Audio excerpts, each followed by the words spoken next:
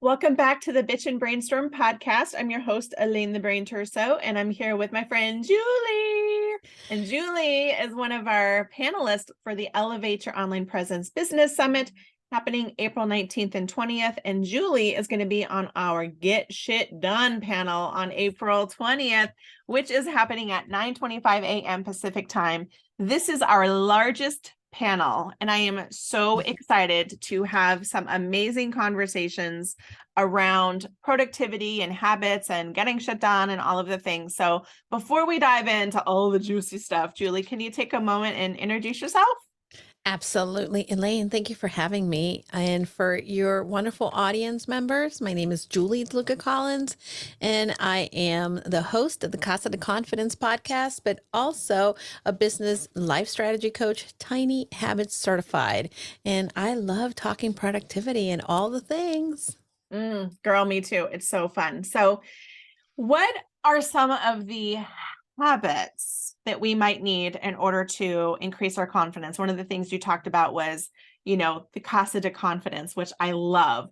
But how are habits and confidence connected? So a lot of people feel that number one, they need to have that extroverted confidence, je ne sais quoi, right? But confidence comes from actually knowing that you are capable. It's actually in the process of doing the work that you start to gain confidence. And when it comes to behavior design, when it comes to creating habits, there's three things. And this is one of the things that Dr. BJ Fogg, the author of the Tiny Habits book, but also one of the leading world researchers in behavior design will tell you, is that there's behavior equals having motivation, having the ability to do something, and a prompt that reminds you to do it. And if any of those are missing, creating habits is going to be very difficult. And if you don't have it that you're doing the thing, confidence is going to lack. So our job as coaches in Tiny Habits, and when I work with my clients, is that I want to help you when you don't feel motivated, when you don't feel like, oh my God, I don't know when I can do this. Create the right environment and prompts that will get you to do the behavior and also make you feel so good that you will continue to do the behavior and create those habits that help you. I love that. What are some simple things that we can do every day to Mm, stay connected to our goals? Like we're Yeah. all trying to get somewhere. We're trying to reach this thing over here. So how can we do that in a simple, easy way? Well, surprisingly enough, 92% of people don't achieve their goals. And if you are in that large percentage, it is basically because one of two things. Maybe one, you know you have a goal, but you haven't written it down. And it could be as Mm, simple as having it written out, spelled out. And it's got to be like we've heard this before, but it's got to be a SMART goal, something that you can, very specific. You can't just say, I'm going to lose weight. You can say, I'm going to lose 10 pounds. I'm going to lose 20 pounds, or I want to be able to walk a mile without getting winded, right? Be very specific. That's number one. And mhm. write it down and also track it. Look to make sure that you're making progress and recalibrate. And the other thing, too, is when you actually do the behavior, whatever it is, the behavior that gets you closer to the actions that are supporting your goals, celebrate those. Our brain changes when it feels good. And if you are not celebrating progress, whether it be every day or every other day, whatever it is, you want to go ahead and track, celebrate it. But most importantly, keep it tiny, because when we decide in January 1st, we're going to do all the things, we're relying on motivation and that goes away. Yeah. Oh yeah. So when you do something that it's so tiny that it's like, oh, you know what? That's not going to take me that long. I'll just do that. Get it out of the way. Then you starting to build that momentum and build your confidence. And then you start to get some traction on your habits as well. hmm Yeah. Oh my goodness. It's so hard when, January 1st rolls around and everybody, I'm like, oh no. Oh Mm, no, it's happening, right? Because it is a yeah. cycle of sabotage, like honestly. Absolutely. A lot of people get caught also, and this is, for many years, and I finally realized that this is where I was living. I was living in the gap as opposed to the gain. Many Mm, people see I started here and I want to go over there, and they look at maybe a tiny action toward their goal, and they're like, "Oh, I'll never get there." The mhm, reality is that for as much as you focus on, I'll never get there, or I'm not doing it, or it's going to take forever, or I can't believe, whatever, I'm not there yet. Those things are the ones that really sabotage your progress and sabotage your ability to be able to accomplish. Whereas if you move from point one to 1.2 and you're not at two yet, celebrate that you're at 1.2 and look back like, oh my God, yesterday I was over there and I'm here today. mhm. And that can build your momentum. Yeah. That can help you continue to move forward and Mhm. keep on track. So that don't get caught in the gap. Go to Yeah. the gain. What have you gained and celebrate that again? Mhm. I would have to 100% agree with you. And here's how I know, like just from this recent experience. So I joined an accountability group. Okay. So good. I joined an accountability group because I was like, I have this big summit that I want to do, and I'm going to need support. I'm going to Hmm. need like someone saying, Elaine, did you do what you said you were going to do? Right. I Yeah. needed to break it down. I needed to step by step it. I needed Hmm. to. And so every week, every Wednesday at the same time, us group Hmm. of girls is coming together. And the first thing we do is we celebrate. Yeah, We indeed. celebrate what we did. And whether it's big or small, whether it's Hmm. self care, whether it's Yeah. you chose not to do something because it wasn't feeling good for you, we still celebrate the things that we didn't do A because hundred taking percent. care of ourselves sometimes has to be the priority.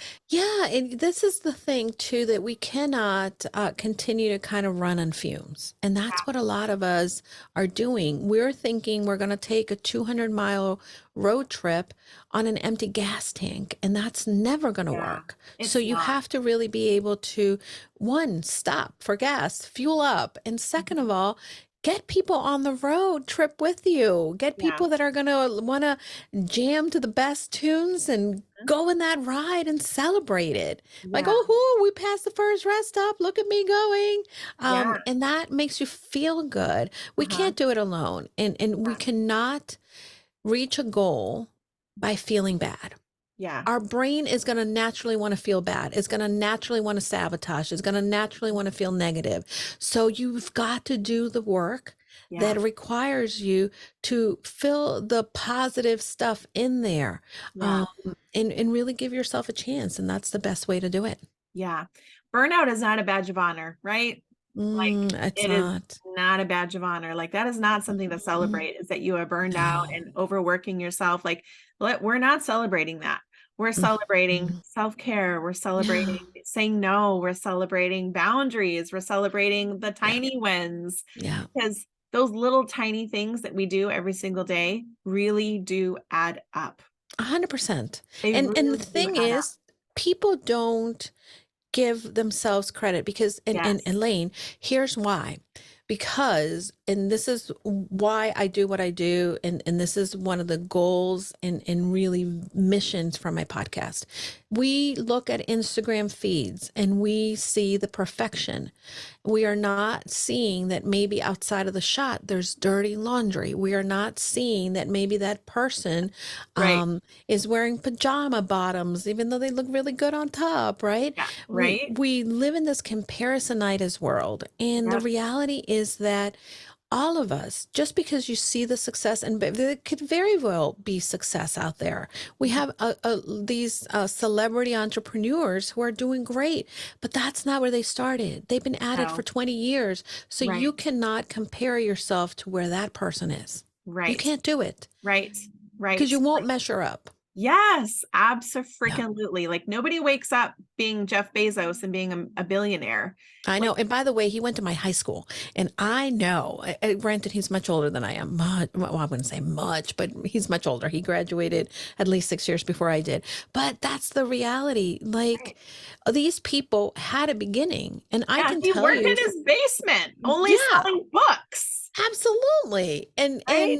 The difference between Jeff Bezos and somebody else is that he took chances. He stuck to his guns. He did the thing. He showed up every day, even when people weren't buying his stuff. Yep. He showed up. Yep. And that's the thing, that when we have a failure, we tend to go into the spiral. And this, a lot of my clients do this when they have a failure, and then all of a sudden it's like, oh, I can't go to my session today. No, this is when you come. This is where we measure where you were. This is Yeah. where we figure out the tactic to what is the next best thing and Yeah. how to be able to continue to move forward. Because just a failure or disappointment, those are not things that indicate that you're done. It indicates Yeah. that, hey, there's another way to do it. We just need to Yeah. figure out how. And that's what people don't realize. Yeah. So, talking about failures, so what failures might have you encountered that made you create kind of this Amazing. framework and help you find the Yeah. success you were looking for?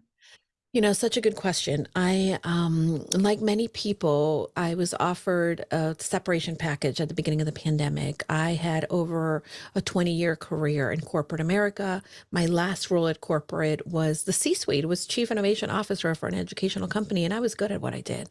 Mhm. So I knew that eventually I was going to go into coaching, and I thought, oh, it'll be easy for me. I'm already coaching a couple clients here part-time, and now that I'm going full-time, it's going to be perfect. And Mhm. I launched my business. And I was horrific at it. Why? Because number one, I wasn't treating my business like a business. Number two, Mm. and by the way, this is the other thing that I talk to people about, is not only your daily habits to your business, but you have to remember that you're not serving everybody. There's over 7 billion people in this world. So you have to really be able to choose what you do well. Yeah. What is your sweet spot? What is Mhm. it that is your gift, your talent that you're Mhm. passionate about? What is your vision? And then find the people Mhm. and what do they struggle with, and really get to know that person and understand where is it that they need you. And by the way, they might need a business coach, but there's only one business coach for them. That's why I feel that there's no competition, right? You work in systems, you help people with their business. I do the same thing, but we do it with our own different flavor. We Yeah. do it with our own different passion. And those are the first big mistakes that I made in my business, is feeling like, oh, but I have experience here. I can help people in leadership. Oh, wait a minute. I can help people in nonprofits. I can help people. And by the way, nobody was knocking down my door Yeah. because I was speaking to no one. And Mm. when I decided, okay, in corporate, how did I help this company be very lucrative and successful? Oh, we had a business plan, we had a strategy, we had systems behind the house, we had a very clear marketing plan. We were really consistent tracking our income, measuring what was successful, what was not. And then when you have all of that, then you start to see traction.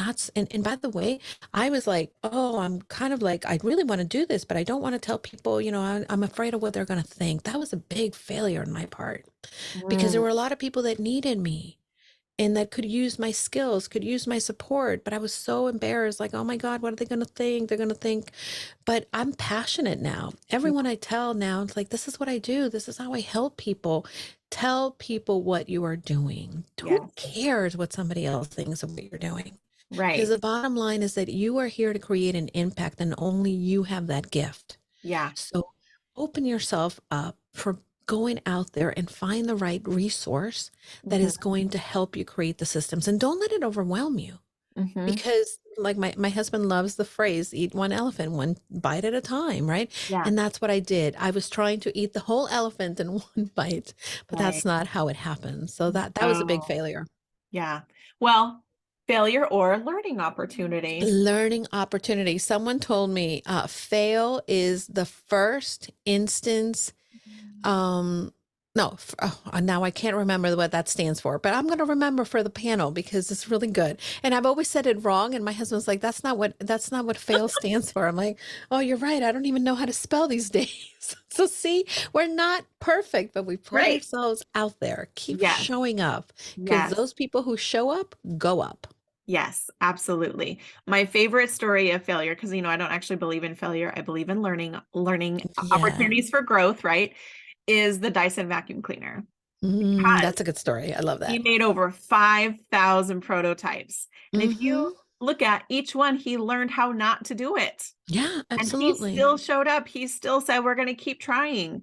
But it Yeah, took 3 years. Can you imagine? yeah. I'm like, okay, if the Dyson vacuum cleaner made 5,000 prototypes, I can try one more time. And look at what he can charge now for Yeah, the technology, yeah, and that really he is the expert in that yep, model. yep, And that's absolutely. what sets you apart. Yep, Because and then that's how you can garnish that higher income as well, yep, because you are the specialist. yep. And people don't realize that. I think that when we fail, right, a lot of people will say, I have a launch and oh, I had a sales call. I love this. I had a sales call. They said no to me. Oh, that's great. God, there's so many great gifts. One, you can learn what did you say? What did you not ask? What were you offering that maybe they didn't need? And guess what? If maybe everything was great, but they said no, that means that this is an opportunity for you to have the bandwidth to work with somebody else. But most, especially women that I work with, when they hear the no, they're like, "Oh, nobody wants me. I'm Yeah, they terrible. take This it is so so bad." personal. Yep. And they don't move on to the next person. Yeah, A no means next. It yeah. really does. Closer to a yes, right? How many Mhm. no's do you need to get a yes? So, That's right. And if you don't know what your conversion rate is, then yeah. you need to talk to us because that's the other thing that you really should Yeah. know. Yes, absolutely. Well, Julie, it has been so nice having you and seeing you again and chatting with you Oh, today. And I cannot wait to have you as me part of our too. summit. So I thank you can't so wait. much. Yes, thank you so much. You know what? I can't wait. It's going to be amazing. You are an incredible organizer of this amazing event, and people should make sure that their calendar is blocked and that they are ready to come and learn and just gain some of the wonderful people feedback. Because, by the way, these panelists, amazing. Can't wait. Amazing. Oh Amazing. my Yeah. God. Yeah. So Seriously. good. So So good. thank you, Julie. You're We'll see you guys welcome. later. Bye, Bye. everybody.